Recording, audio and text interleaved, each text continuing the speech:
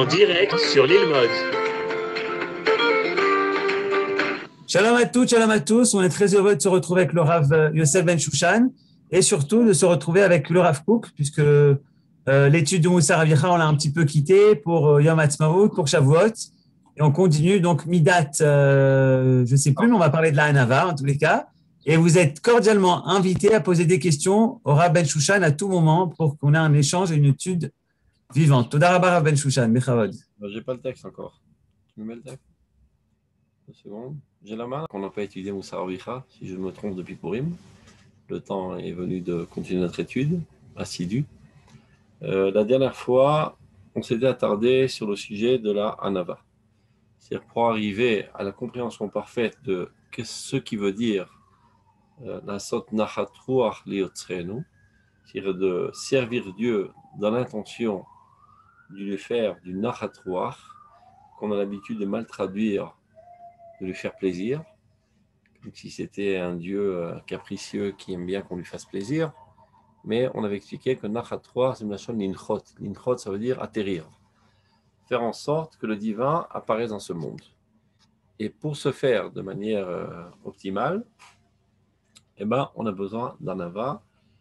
Et avant de commencer ce que le Rav développe ici, on était allé voir dans Midot Reiya un texte qui nous explique en fait la Hanava en aucun cas ne veut dire annuler notre personnalité, mais bien au contraire. Être conscient de tous nos atouts, de toutes nos potentialités, sans quoi ce serait de l'ingratitude envers Dieu, de se considérer comme un torchon de cuisine, comme si on n'avait aucune valeur, alors que Dieu nous a donné énormément de valeur. La différence entre le Gaftan et le Hanvetan, c'est que le Hanvetan, lui, sait parfaitement quelle est la source de ses forces.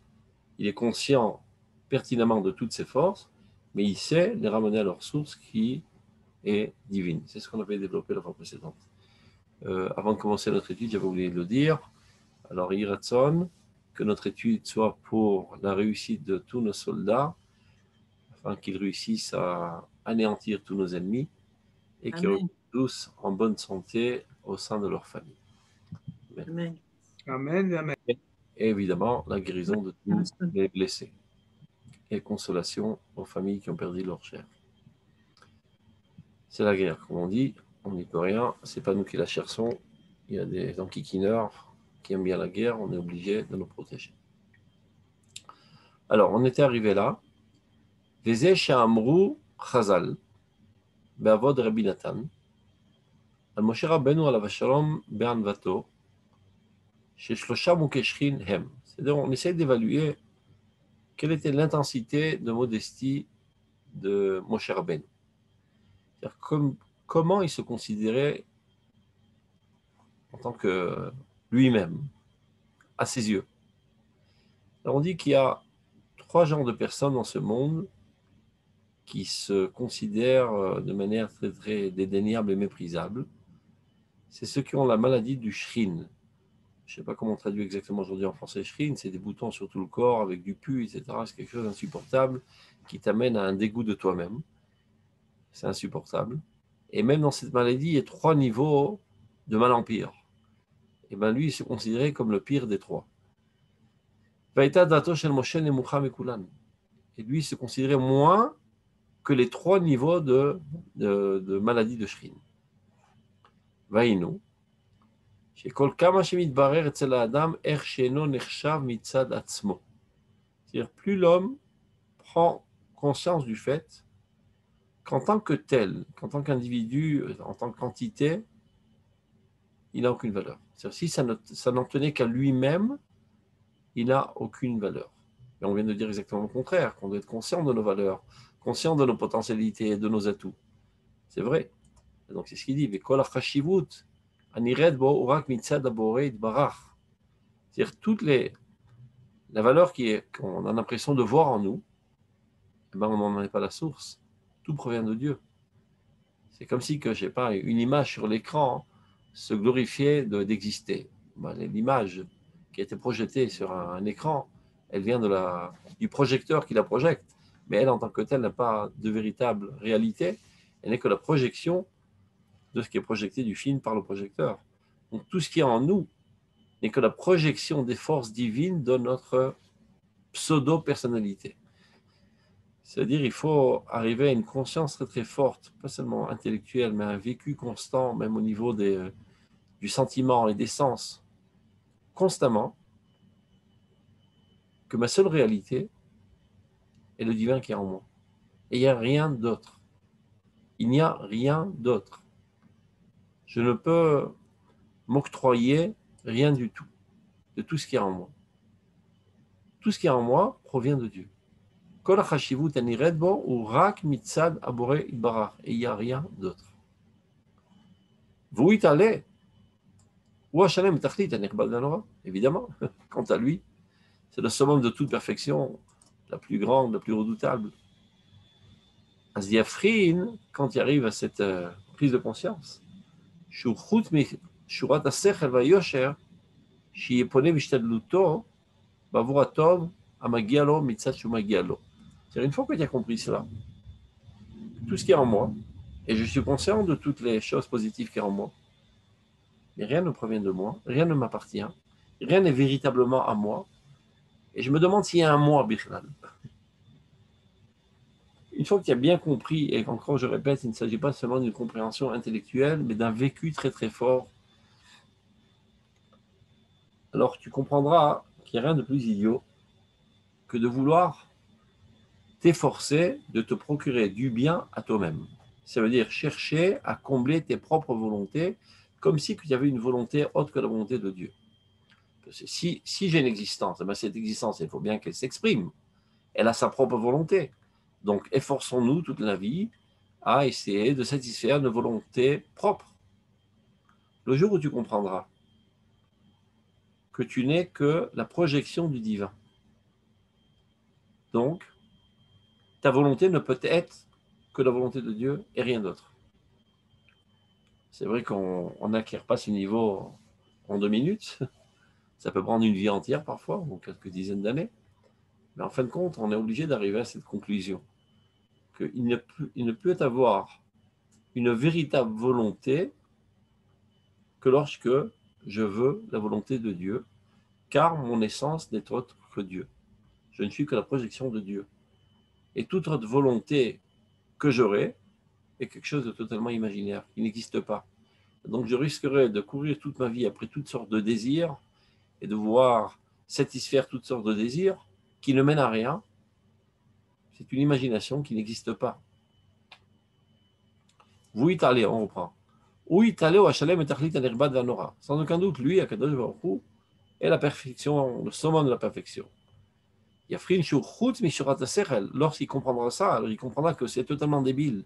Ça sort de toute logique, de toute droitesse. Shiepone Bishtadluto, de se tourner dans tes efforts. Bavuratov Amagialo. Eh ben, je mérite moi aussi un petit peu de satisfaction, de plaisir, etc.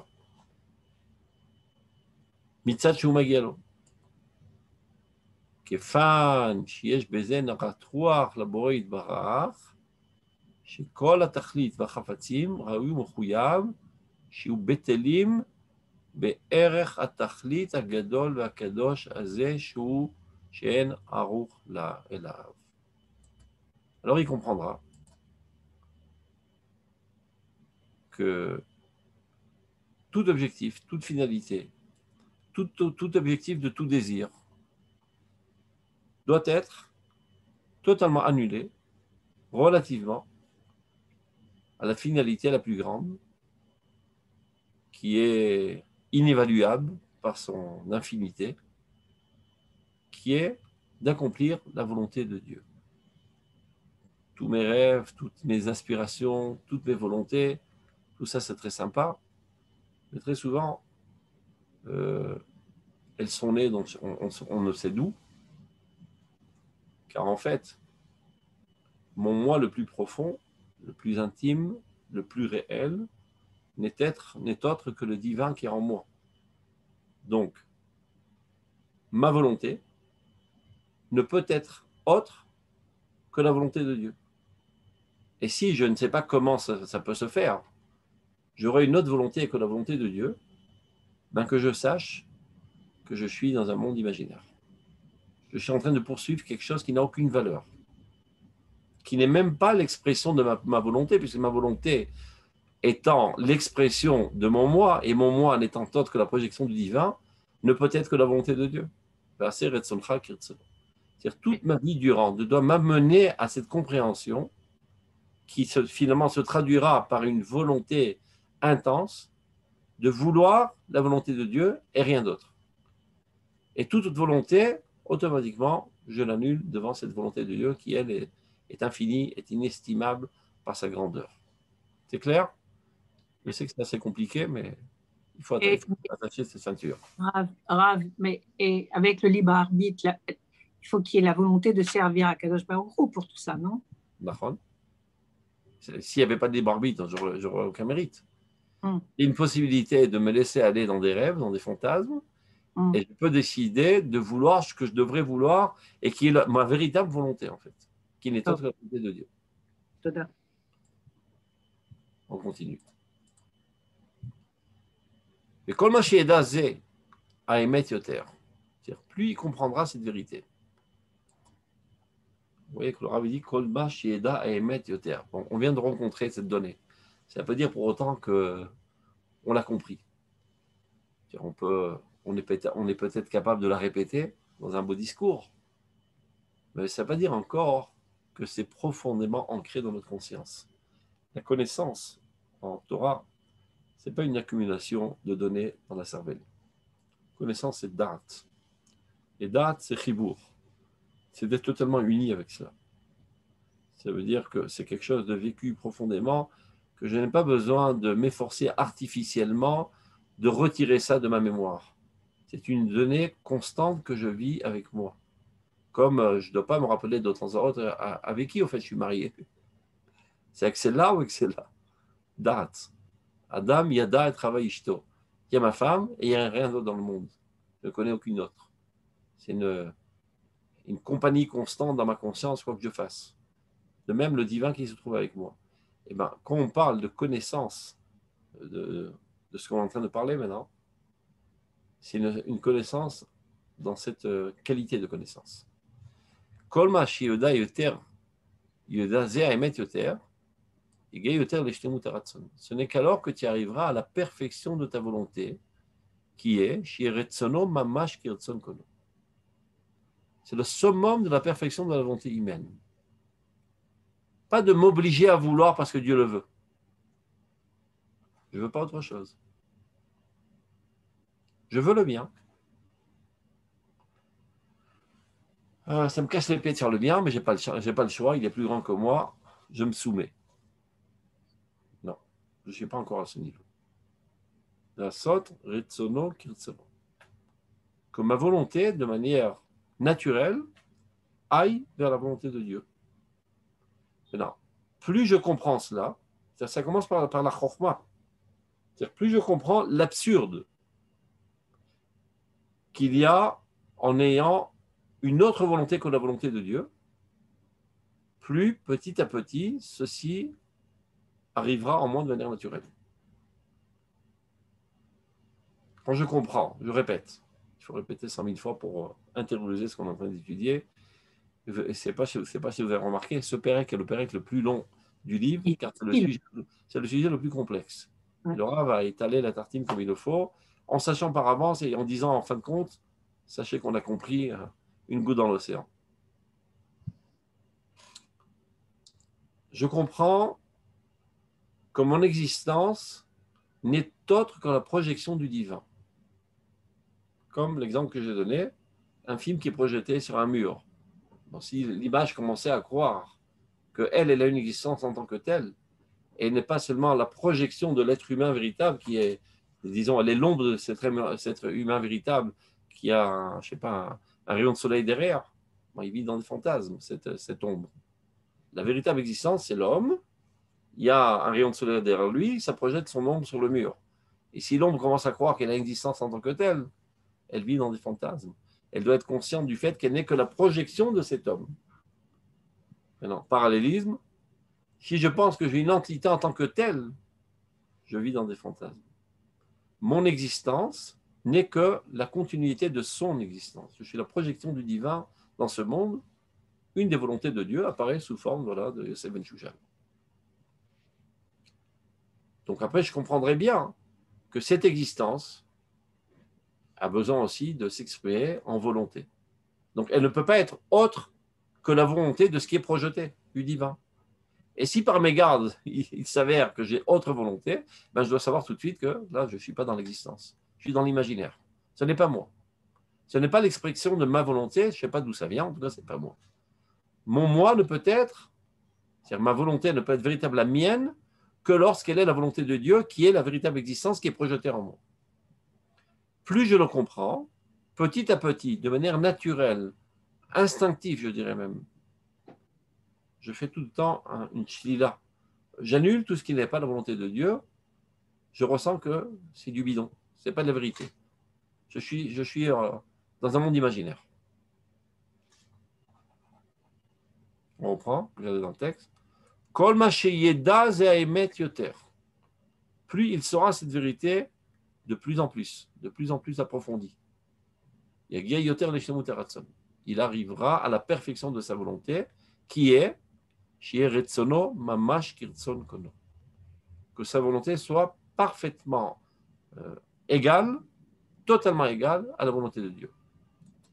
Vezeu chaya emet. Ce n'est qu'alors qu'on peut dire que tu vis dans la vérité. Tout autre cas de figure où tu veux autre chose que la volonté de Dieu, sache que tu es dans le sheker.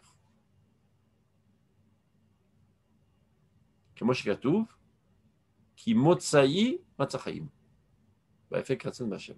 Celui qui m'a trouvé a trouvé la vie. Est arrivé à lui-même, est arrivé à sa propre vie.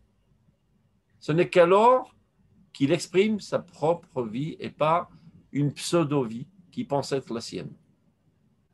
Motsaï, celui qui m'a trouvé, Matzachaim. Veyafek Ratzon Hashem.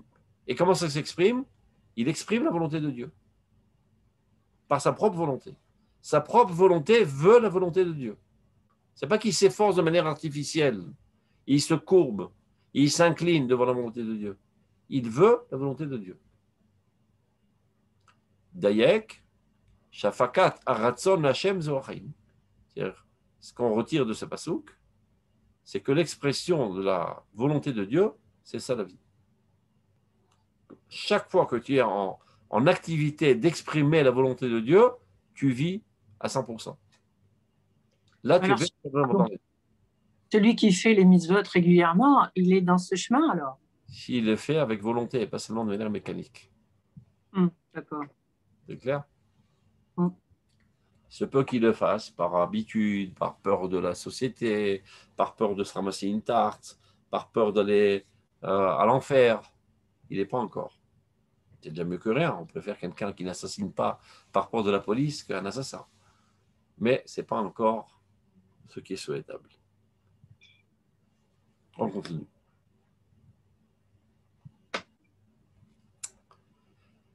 Velamevin ou meskil alvar emet yamar misé.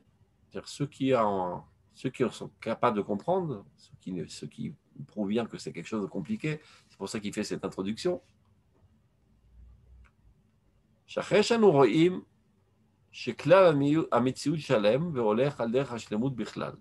on peut se rendre compte que l'existence est en progression constante. La théorie de Darwin. Tout progresse. Tout est en dynamisme vers le bien constamment. Tout progresse dans tous les domaines de la vie. Tout pousse, tout progresse. Ukmo, Shierdulanu Alevim, comme en ont témoigné les prophètes, qu'à la fin des temps, l'existence sera bien meilleure que ce qu'elle est au début des temps. Chez Malé Hashem, que toute l'humanité entière, toute l'existence sera emplie de connaissance de Dieu. Ça veut dire, au début de l'histoire, bon, les gens étaient assez analphabètes, idiots, bêtes et méchants, et petit à petit, ils se rapprochent de plus en plus de la morale, de la connaissance de Dieu, jusqu'à en arriver à une proximité totale de Dieu. L'humanité entière se remplit de connaissance de Dieu. Évidemment, celui qui travaille dans ce sens pour drainer l'humanité entière à ce niveau, le moteur de l'histoire, c'est le peuple d'Israël. C'est la raison pour laquelle Akadosh Baruch Hu a créé le peuple d'Israël, qui est l'éclaireur de l'humanité. Vekulam yidou oto miktanan vagdolam, comme le dit le pasuk d'Armiyahu. Tout le monde connaîtra Dieu, du plus petit au plus grand. Soit dit en passant, dit le Rav Kook, גם הפילוסופים משכלם הבינו שעתידים ימים לבוא שיהיו כל האנשים פונים רק לידיעת השם יתברך. Certains philosophes ont compris de leur propre analyse intellectuelle qu'en fin de compte, l'humanité entière arrivera à la connaissance de Dieu. Parce qu'ils se sont rendus compte qu'il y a un dynamisme de perfection constant dans l'existence. En observant les fleurs, en observant tous les aspects de l'existence, ils voient que tout est en progression, donc il n'est pas imaginable que l'homme fasse du statisme et reste à sa situation primitive. Sans aucun doute, il progressera dans tous les domaines, aussi bien dans la morale que dans la technologie, que dans la connaissance de Dieu. Donc en fin de compte, tous se rapprocheront de Dieu. Évidemment que nous, le peuple d'Israël, on sait ça bien plus de manière concrète. Ce n'est pas seulement une évaluation intellectuelle, c'est à la lumière de la prophétie et de la émouna. Et la émouna, chez nous, ce n'est pas quelque chose de plausible, c'est quelque chose de certain. C'est pour ça qu'il se sert du mot rouche. Rouche, c'est un sens. Avec tes doigts, tu touches, c'est chaud, tu touches, c'est froid, c'est un sens et c'est absolu. Alors qu'une évaluation intellectuelle, toute démonstration est aussi une pilcha, une contre-démonstration qui vient casser ta théorie.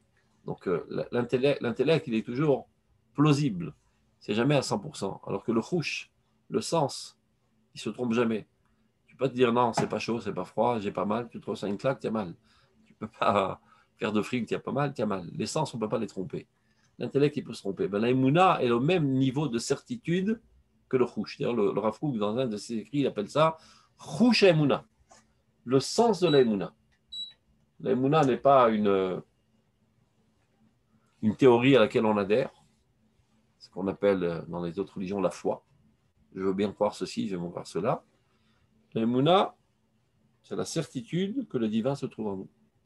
De même manière que un être normal, qui n'a pas un problème psychologique ou psychiatrique, ne se pose pas la question en tout instant, est-ce que je vis ou je ne vis pas, je dois me prouver que je vis. Alors je vais me pincer pour savoir si je vis ou je ne vis pas. Si j'ai mal, je vis, si j'ai pas mal, je rêve. Non. Quelqu'un de normalement conçu, il a une certitude qu'il vit. La vie est quelque chose de certain. Eh bien, tzaddik be'emunato yichye. L'émouna, c'est la vie. Ce n'est pas quelque chose on imagine, on évalue, on pense que peut-être oui, peut-être non, 99% oui. C'est quelque chose de certain. Et la prophétie est l'expression optimale de la émouna. Et tout le peuple d'Israël, Nevi'im ben Nevi'im, c'est la raison pour laquelle il dit, chez eux, c'est une compréhension pas trop mal, à la lumière d'une déduction intellectuelle, chez nous, c'est Bechouch. On continue. Puisque c'est un fait que tout progresse. Et en vrai dire, le temps n'a pas de fin, c'est quelque chose d'infini. Nous sommes obligés de dire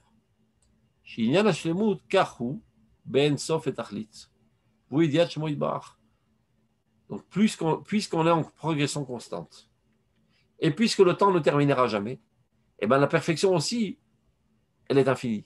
On peut toujours se parfaire davantage et davantage et davantage et davantage. Personne ne pourra dire, voilà, je suis arrivé au bout du chemin, je suis parfait. Si tu dis ça, bon, tu es vraiment imparfait. On est en perfection constante. Et quelle est la perfection la plus optimale? Yediach Moïdbarach, la connaissance de Dieu. Car Dieu est infini, et donc on est toujours en train de connaître davantage le divin. C'est-à-dire, tant que tu es sur un vecteur de perfection constante, alors on peut dire que tu es parfait. C'est-à-dire la perfection humaine, c'est le perfectionnisme constant, si on peut dire comme ça en français, je ne sais pas comment ça se dit. C'est-à-dire le fait d'être en progression de perfection constante, c'est ça la perfection humaine. Aish Talmud Amatmedet. Et ceci ne peut être vrai qu'en fonction du divin, parce que toute autre existence, elle est finie. Donc voilà, je sais pas, je dois connaître le théorème de Pythagore. Bon, je l'ai, c'est fini, c'est terminé, il n'y a rien d'autre à comprendre. Toute autre existence, elle est finie. Il n'y a que Dieu qui est infini. Donc seulement la connaissance de Dieu qui me met en mouvance constante, elle me permet d'être en perfection constante. C'est ça la perfection humaine. Aishtalmut amatmedet. On continue. Vekevan shanu mesigim, shen hashlemut chala al inyan hachokma levada, ki im al hachokma ve'aratzon. Ah, ça c'est le chidouche du peuple d'Israël. Chez nous, la perfection n'est pas seulement dans le domaine intellectuel, mais aussi dans le domaine de la volonté. Il y en a qui pensent que la perfection humaine, c'est la sagesse. Si tu arrives à un très haut niveau de sagesse, tu es parfait. Eh bien non, on dit nous. Il ne suffit pas d'être racham, il faut être aussi tzaddik.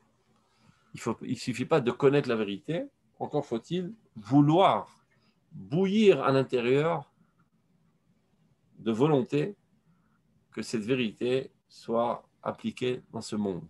Tout d'abord par moi, et après par tous les êtres humains et par toute l'existence. Donc, Chochma, Veratson. Chochma, c'est de connaître l'idéal divin. Ratson, c'est de vouloir l'idéal divin. C'est clair? Ve'aratson ou Aikar. Non seulement, nous, le peuple d'Israël, on dit qu'il ne suffit pas seulement de connaître, philosophe, l'amour de la sagesse. Pour nous, on n'admire pas tellement les philosophes. On admire plus les idéalistes. Aikar ou Ratson. L'essentiel, c'est la volonté. Plus encore, la sagesse n'est qu'un outil aux mains de la volonté. D'abord, avant tout, ce qui m'intéresse, c'est que je veuille faire le bien. Mais non, pour pouvoir faire le bien au mieux, il vaut mieux que je sois intelligent. Sans quoi, avec beaucoup de bonne volonté, je vais distribuer des médicaments aux malades de manière inadéquate et je les envoie au cimetière. Donc, il vaut mieux que j'apprenne la médecine. Donc, l'essentiel, c'est la bonne volonté. Pour réussir au mieux cette bonne volonté, j'ai besoin de m'armer de sagesse. Donc, la sagesse n'est qu'un outil aux mains de la volonté. Imken, il en résulte de cela. Raoui, שכשם שמעלת החוכמה נכונה להיות שלמה עד אין קץ ותכלית, כן ראוי שתהיה מעלת שלמות הרצון בין קץ ותכלית. Une fois qu'on a compris qu'il y a deux facteurs essentiels dans la perfection humaine, la sagesse et la volonté. Et on a mis de l'ordre, la volonté en premier plan, la sagesse en deuxième plan. Plus exactement, la volonté est l'essentiel, la sagesse est un outil aux mains de la volonté. Donc évidemment, on ne peut pas envisager d'être parfait si on n'est pas parfait dans ces deux domaines, aussi bien dans la sagesse que dans la volonté. Archav. Quel est le summum de la sagesse? Connaître les mathématiques, c'est très bien, la physique encore mieux, et la philosophie aussi, et la poésie, tout ça, c'est très très bien. Le summum de la sagesse, c'est de connaître Chochmat Hashem, la sagesse divine, car toute autre sagesse est une sagesse humaine. Donc, même si je connais toutes les mathématiques au même niveau qu'Einstein, tout ça, c'est très, très sympa, mais pour l'instant, je me trouve encore dans la catégorie humaine. Donc, je ne peux pas dire que je suis arrivé au summum de la sagesse. Quand est-ce que je peux dire que je commence à gravir les échelons et de parvenir à la sagesse optimale, laquelle je suis obligé de l'être dans ma vie, quand je commence à toucher à la sagesse divine? Car de la même manière que Dieu est infini, sa sagesse est infinie. Donc, dès que j'adhère à la sagesse divine, Chochmat Hashem, et j'essaie de comprendre Chochmat Hashem dans tous les domaines de la vie, c'est-à-dire même la science en fait, quand un scientifique essaie d'analyser comme chaque chose, comment elle fonctionne, c'est de comprendre Akol Bechorma Asita, comment Dieu a fait cette chose, comment le cerveau humain fonctionne, comment ceci fonctionne. Ça, c'est Chochmat Hashem Babria. Mais il y a une Chochmat Hashem Mea la Bria, qui est la Torah. Donc, plus j'adhère à la sagesse divine, plus je me parfais dans le niveau de la sagesse, qui est un des facteurs essentiels dans la perfection humaine. Mais en delà de cela, dit Prabhupada, je dois aussi me parfaire dans la volonté. Donc, de la même manière que je comprends que je commence à rentrer dans le domaine de la perfection au niveau de la sagesse, seulement quand je commence à toucher à la sagesse divine, et même de même, dans le deuxième facteur qui est encore plus important, qui est le facteur de la volonté. Je ne peux dire que je commence à m'élever au niveau de la perfection, au niveau de ma volonté, que lorsque je commence à toucher à la volonté divine. Que lorsque ma volonté commence à être en connexion avec la volonté divine. Ce n'est qu'alors que je suis déjà sur le chemin de la perfection au niveau de la volonté. Tant que je suis encore coincé à la volonté humaine, qui en fait, on vient d'expliquer, qui n'est qu'une imagination, je n'ai pas commencé, bichlal, à adhérer à la perfection. Je suis encore en train de patauger dans l'obscurité totale. Donc, il explique comme ça. Ve'en shlemut la ratson kim shienoter rak le ratson aborit barach. Quand est-ce qu'on peut parler de perfection de la volonté humaine? Seulement quand elle commence à tendre vers la volonté de Dieu. Aujourd'hui, il y a des gens qui font toutes sortes de courses pour intensifier ses capacités de volonté, du coaching, etc. Ils pensent qu'ils sont dans le domaine de la spiritualité. Ils patauchent sur eux-mêmes. J'ai rien contre, c'est pas mal pour aller se marrer un petit coup et surtout donner de la parnassa à ces bonhommes. C'est pas trop mal. Mais sache que tu es encore en train de toucher à la couche la plus superficielle de ta personnalité. Ils appellent ça Madaïa Nefesh. C'est un petit peu mityamer. Comment on dit ça, mityamer en français? Un petit peu orgueilleux et osé même. Parce qu'en fait, ils sont vraiment à la limite entre l'écorce un petit peu superficielle du corps qui commence à toucher au Nefesh. Je ne parle pas du roi et du Neshama. Un Nefesh ou Adam. Nous, ce qui nous intéresse, c'est d'exprimer la volonté de la Neshama. Pas seulement la volonté du roi, et Betar Shelo, la volonté du Nefesh, et encore moins la volonté du corps. Quand est-ce qu'on peut dire qu'on commence véritablement à exprimer notre moi? C'est lorsqu'on arrive à un niveau d'expression de notre Neshama. Alors, le sadique Gamour, comme on dit, il atteint cette perfection optimale ou il continue encore? S'il est Gamour, il est vraiment mal au point. Gamour, vous savez comment quand je dis je suis Gamour, c'est-à-dire je suis comment on dit ça en français? Je suis foutu. Gamour, je suis crevé. Le Baal Tshuva, il arrive à cela. Makom chez Baal Tshuva Omdim, En Sadigrim Gourim, Yochalim La'amod. Celui qui se considère comme un Sadik Gamour, eh ben, il a fini sa vie. Non, je parlais dans le sens, dans Tania, quand on parle du Tzadik Gamour, c'est vraiment celui qui atteint la perfection optimale ou pas? La perfection optimale, elle est constante. On peut jamais arriver à la perfection optimale. Il commence à rentrer dans le sentier de la perfection. Et il y a toujours de quoi gravir les échelons. Et encore heureux, sans quoi la vie serait vraiment monotone.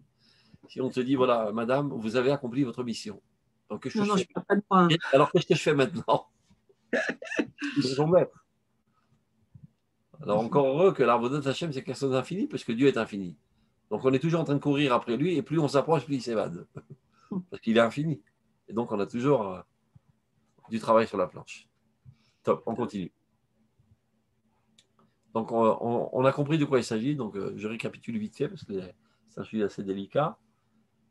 Il y a deux facteurs essentiels de la perfection, qui est la sagesse et la volonté. Quand on sait que la volonté est l'essentiel et la sagesse n'est qu'un outil aux mains de la volonté, de la même manière qu'au niveau de la sagesse, je comprends que je n'arrive à optimaliser ma sagesse que lorsque je commence à toucher à la sagesse divine.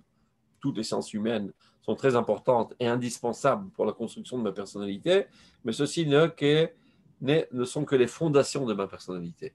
Je commence à construire les étages de ma personnalité quand je commence à toucher à la sagesse divine, autrement dit la Torah.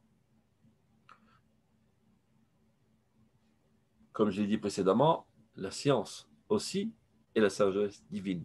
Mais c'est la sagesse divine qui est dans ce monde.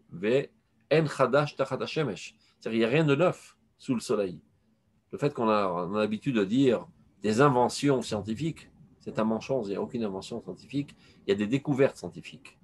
Parce que cette loi scientifique, elle a toujours existé depuis la nuit des temps, mais par notre bêtise, on ne s'en est pas rendu compte. Donc, en chadash tachat hashemesh. On peut faire le tour du patelin et arriver à la connaissance de toute l'existence matérielle. Il y a pas mal de travail, peut-être ça prendra encore quelques milliers ou de dizaines de milliers d'années, mais c'est quelque chose de fini. Alors que, mais à la Shemesh, en delà du monde physique. Ça, c'est quelque chose d'infini. Alors, seulement lorsque l'homme d'Israël commence à adhérer à cette science, on peut dire qu'il est sur le sentier de l'optimalisation de ses capacités de sagesse. À plus forte raison, dit le Rav Kook, l'essentiel, qui est la volonté, car on vient d'expliquer que la sagesse n'est qu'un outil aux mains de la volonté. On ne peut commencer à considérer qu'on est sur le sentier de la perfection au niveau de notre volonté que lorsque notre volonté commence à toucher à la volonté de Dieu. Tant qu'on est dans une phase dans laquelle on a d'autres volontés que la volonté de Dieu, eh bien, qu'on sache qu'on est encore moins qu'en classe de maternelle. C'est-à-dire Vanu Yodim Zeyot. Non, on était là. Je montre le texte pour que tout le monde puisse voir. Voilà. Ken Raouch etie malat shlemut haratzon ben ketz vetachlit. Donc, de la même manière qu'on l'a compris au niveau de la sagesse, eh ben, il en est de même concernant la perfection de notre volonté. Elle aussi doit être dans le sens de l'infini. Et c'est la volonté de Dieu qui, elle, est infinie.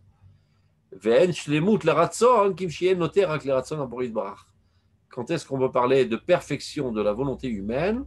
Seulement lorsqu'elle commence à se tourner vers la volonté de Dieu.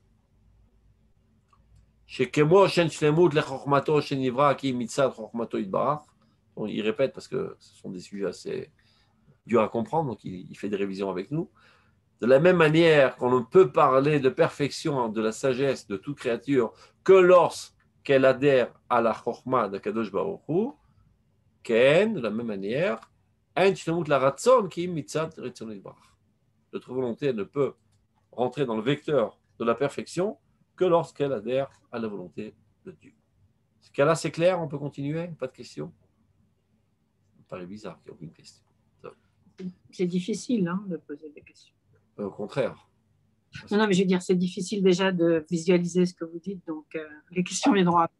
Mais si vous ne posez pas de questions, je ne sais pas où vous en êtes, c'est le problème. Oui. Donc je peux m'envoler tout seul et vous laisser à la dérive.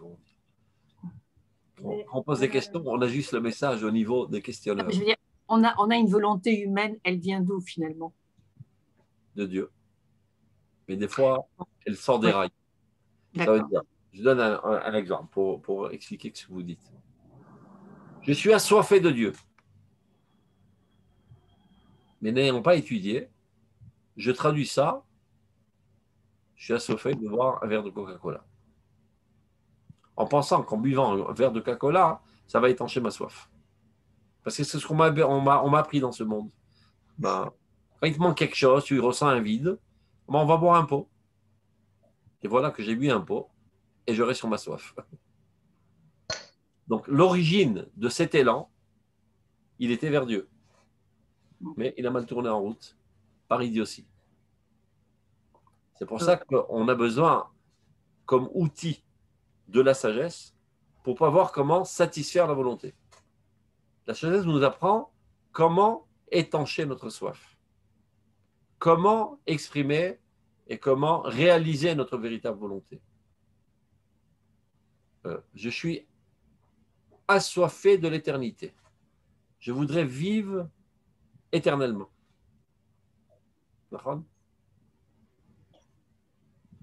C'est ce qui déclenche en moi la tendance sexuelle.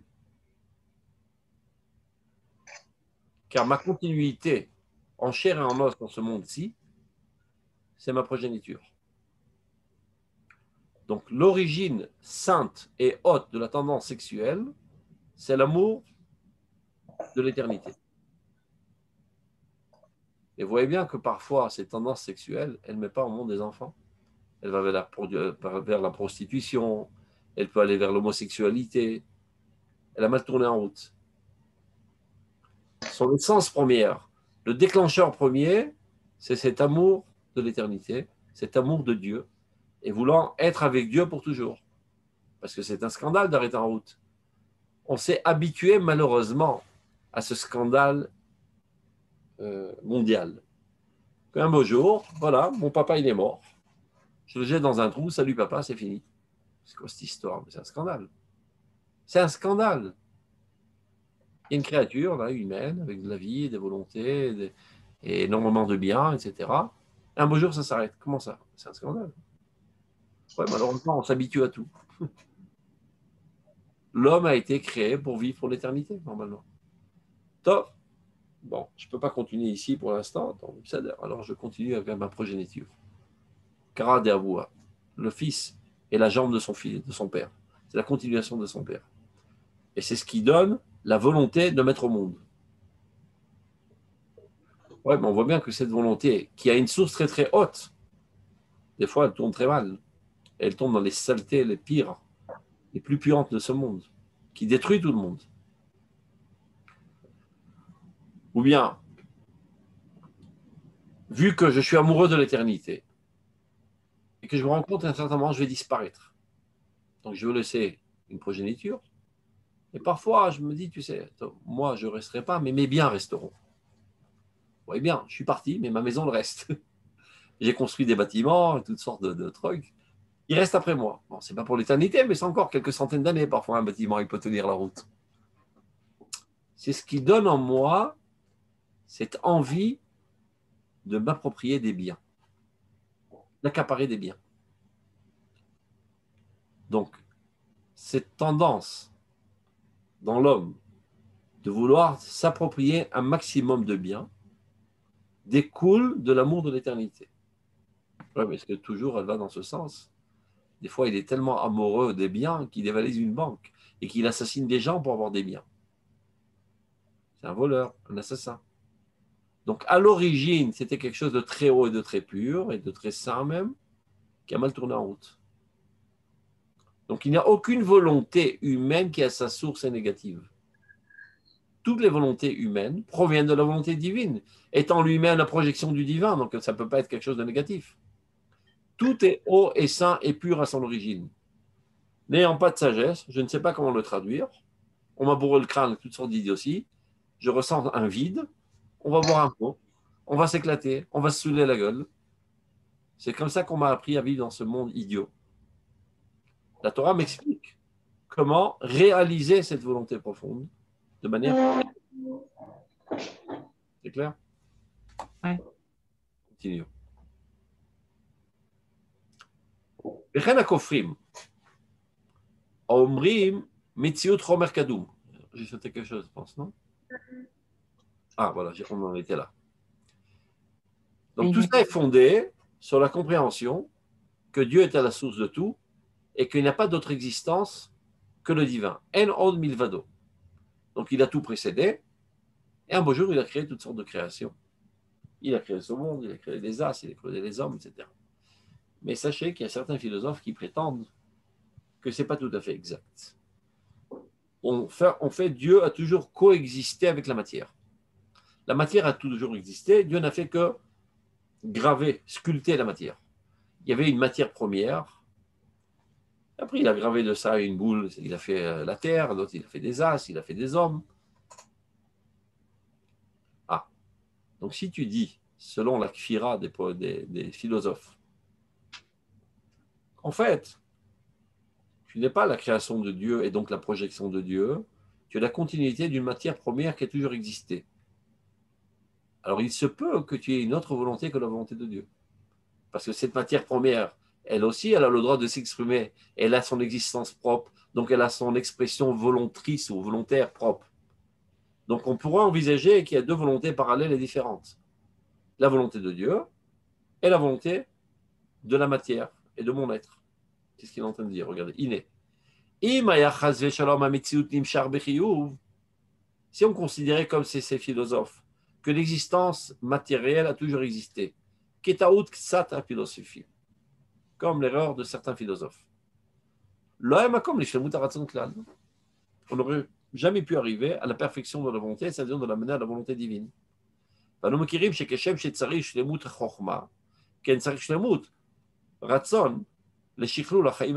contre, nous, on comprend que de la même manière qu'il faut une perfection au niveau de la sagesse, il faut aussi une perfection au niveau de la volonté, qui est une perfection de la vie la plus haute. C'est-à-dire,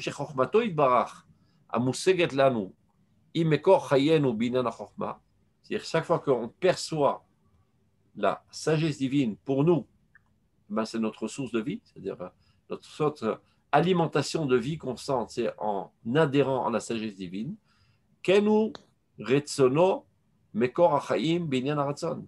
C'est-à-dire sa volonté est notre source de vie au niveau de notre volonté. C'est-à-dire, au niveau de notre sagesse, la source alimentrice de notre sagesse est la sagesse divine. Au niveau de notre volonté, la source alimentrice de notre volonté, c'est la volonté divine. Mis à part les philosophes. Par contre, les kofrim, les hérétiques, qui eux prétendent que la matière a toujours existé. Selon leur manière de voir à eux, alors toute existence a une existence en tant que telle, intrinsèque d'elle-même. En aucun cas, il pourrait envisager qu'on ne puisse toute notre vie durant que faire la volonté de Dieu. Ça serait opprimer notre propre volonté. Donc, ils sont prêts à faire un certain compromis. Comme on disait avant, un petit peu pour moi, un petit peu pour Dieu. C'est une expression utilisée en arabe. Un petit peu pour mon corps, un petit peu pour Dieu. J'oublie comment on dit. Je suis à l'abdi, je suis à un truc. Je ne sais pas comment ça se dit. Un petit peu pour mon corps, un petit peu pour Dieu. Parce que quand même, j'existe. Je veux bien être obéissant et accomplir la volonté de Dieu, mais il y a moi aussi dans l'histoire, j'existe. Donc, pour m'épanouir, je dois aussi donner expression à mon moi.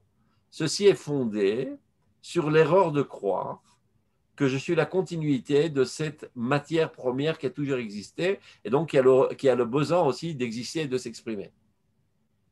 Donc, il dit comme ça. Selon cette pensée fausse, hérétique, de croire qu'il y a une matière première qui a toujours existé, on ne peut pas vivre seulement en appliquant la volonté de Dieu.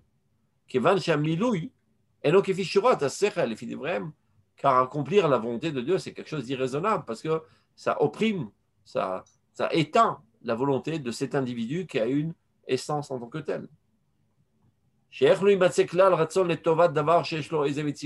Comment peut-on envisager de ne donner aucune expression à la volonté à quelque chose qui existe? C'est mamage du colonialisme et de l'oppression. Donc, selon leur manière de penser, on n'arrivera jamais à la volonté parfaite qui n'est autre que la volonté de Dieu. Il y aura toujours une volonté humaine qui tend à respecter la volonté de Dieu. Donc, tu resteras toujours humain et toujours donc moyen, toujours médiocre. Aval, amitat advarim, la réalité des choses, telle que nous on la sait, telle que nous l'avons reçue par la Torah, qui nous dévoile quelle est la véritable existence. Amitat advarim, meiri mena sechel, kefi derech haTorah anemana. La Torah qui nous est fidèle vient nous éclairer. La Torah nous enseigne qu'il n'a aucune autre existence que l'existence divine. Soit dit en passant, c'est la première phrase du livre du Rambam, Yad HaChazaka. Akol nimsa me'amitat imatzeo shel HaKadosh Baruch Hu. Tout n'existe dans ce monde que par l'existence divine qui s'y trouve. Et s'il nous viendrait à l'idée que Dieu retirerait son existence, alors cette existence n'existerait plus. C'est clair? Ce verre existe par l'existence divine qu'il y a en lui. Si Dieu retire son existence, ça revient au néant total. Donc il n'y a aucune autre existence que l'existence divine. Tout n'est que la projection du divin dans ce monde. Ça, c'est ce que nous, on sait par la prophétie, par la émouna. Ce n'est pas qu'on nous l'a transmis en tradition, on le sait parfaitement dans une connaissance innée. Que le divin est en nous, que la réalité c'est le divin, que la vie c'est la réalité, que la vie n'est autre que le divin qui est en nous. C'est un vécu constant. Et tout un chacun du peuple d'Israël le sait dans une conscience profonde. Une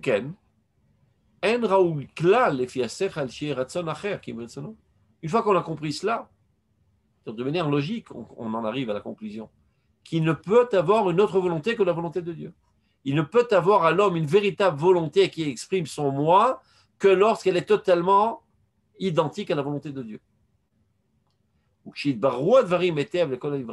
Lorsque tout le monde comprendra ça, quand on arrivera à l'époque de la perfection, c'est-à-dire la fin des temps, on n'en est plus tellement loin. la fin des temps. On est déjà rentré dans le couloir de la fin des temps. Depuis l'édification de l'État d'Israël, on est en vitesse grand V vers la fin des temps. La fin des temps, je n'aime pas tellement le mot parce que comme si ça voulait dire l'apocalypse. C'est le début des temps en fait. C'est la fin de la galère, le début du véritable monde. C'est la fin de l'obscurité, la fin du Olam. Olam, c'est la chaîne de la Halim. Le monde est un cache-vérité. On est aveuglé par des choses imaginaires. Il viendra un temps où il n'y aura plus d'écran. Tout sera clair. Toutes les consciences humaines arriveront à une clairvoyance. Donc, Shiavo Zman Hashlemut, Azlo Yeh, Bekol HaMetziut, Kiim Retzonit Barach. Dans toute l'existence, il n'y aura plus que la volonté divine. De cette manière, attends, je termine juste la phrase, Vakol Yudvekim Bersono Mosigim Kvodo. Tous les êtres humains seront profondément proches, en proximité de la volonté de Dieu et percevront sa gloire. Alors on sera dans la perfection de ce monde. C'est comme ça qu'on peut expliquer ce que dit la Gemara, mitzvot betelot la'atid lavo. Les mitzvot seront annulés à la fin des temps. Alors qu'on dit, c'est super, on va pouvoir s'éclater à la fin des temps. Non, plus besoin de mitzvot. Je n'ai plus besoin de te l'ordonner, tu le feras de toi-même. Ertovena al-luach levavam. La Torah sera ancrée dans notre cœur. Aujourd'hui, on comprend intellectuellement, mais on ne le ressent pas tellement, donc on ne le veut pas tellement, et on s'oblige à le vouloir. Donc, Gadol Metzuve Veose, on a une récompense d'être Metzuve Veose, c'est-à-dire bien qu'on n'a pas tellement envie, on n'a pas tellement une tendance naturelle vers cela, on obéit à Dieu, et en cela, on est récompensé. A-t-il l'avoir? Au contraire, Gadol Eno Metzuve Veose. Pas besoin de t'ordonner, comme aujourd'hui, par exemple. C'est-à-dire, vu qu'on est déjà à vitesse grand V vers la Tidlavo, il y a quelques domaines dans la Torah qui nous sont déjà naturels. Par exemple, je n'ai pas besoin de vous ordonner, sous peur de vous matraquer, de ne pas assassiner. Vous n'avez pas envie d'assassiner. Vous n'avez aucune envie d'assassiner. C'est déjà un acquis. Je parle dans les êtres humains normaux, je ne parle pas des pseudo-humains qui habitent à Gaza. Les êtres humains normaux n'ont aucune envie d'assassiner. Il y a des bêtes féroces à apparence humaine qui éprouvent un plaisir intense à assassiner. Que lorsqu'ils voient du sang, ça leur fait sortir de la salive et ça éveille en eux un désir d'assassiner. Il y a des gens qui sont comme ça encore dans ce monde. Je rappelle toujours cette anecdote horrible que mon frère m'a racontée, et on travaillait dans la télévision israélienne pendant 20 ans. C'est lui qui préparait les informations. Mais vous savez que finalement, on ne montre pas tout sur les écrans, il y a des censures qui se font. À l'époque de la première intifada, donc les Arabes n'arrêtaient pas de jeter des pierres sur les soldats, un des soldats a tiré sur un Arabe. Mais il n'est pas mort, il est juste tombé à terre avec une balle dans la cuisse, un truc comme ça. Toute la foule assoiffée de sang. Un d'entre eux prend un poignard et l'éventre de bas en haut. Et lui, il est vivant, hein, c'est son cousin ou son frère ou son père, j'en sais rien.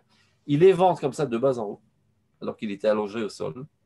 C'est des images que mon frère a vues. Avec ses 10 doigts, il rentre dans ses entrailles et il élève ses entrailles emplies de sang aux yeux de tout le monde. Les gens voient cette image sanglante, ça anime en eux la volonté d'assassiner. Est-ce que vous pouvez comprendre au niveau du sentiment de quoi s'agit-il? Je vais vous faire un parallélisme.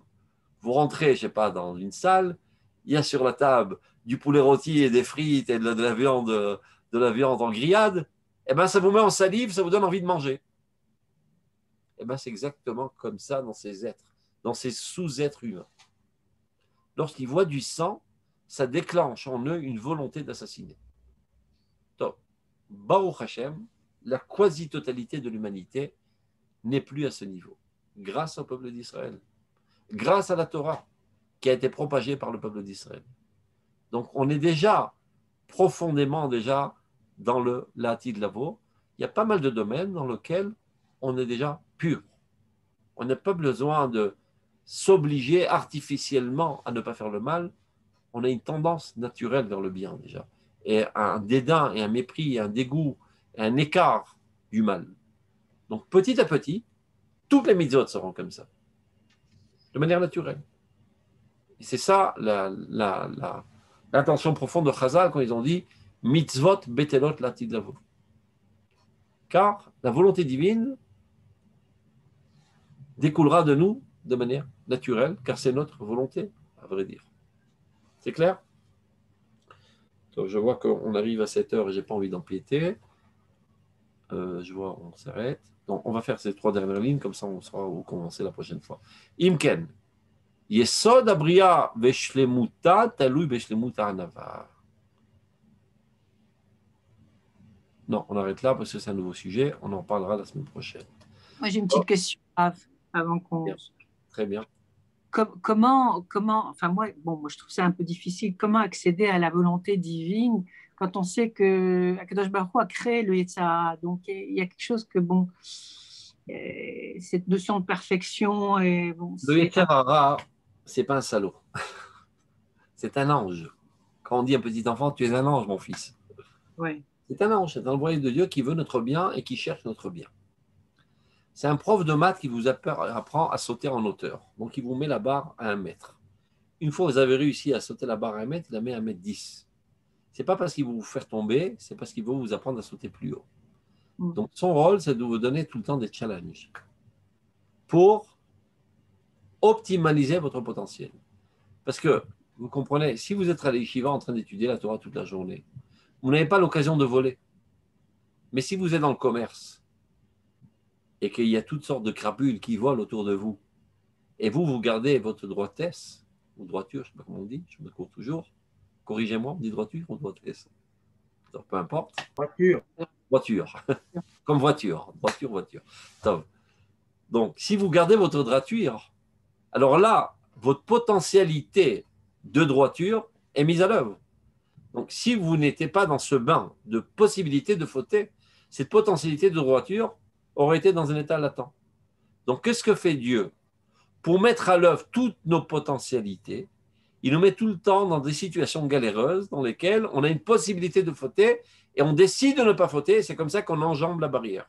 Et c'est comme ça que d'un état éteint et latent, on sort dans un état lumineux et de mise à l'œuvre. Donc le Yetzirah, le jour où il réussit à vous faire tomber, il en pleure. Il n'a pas réussi sa mission. Sa mission était que vous sautiez en delà de lui.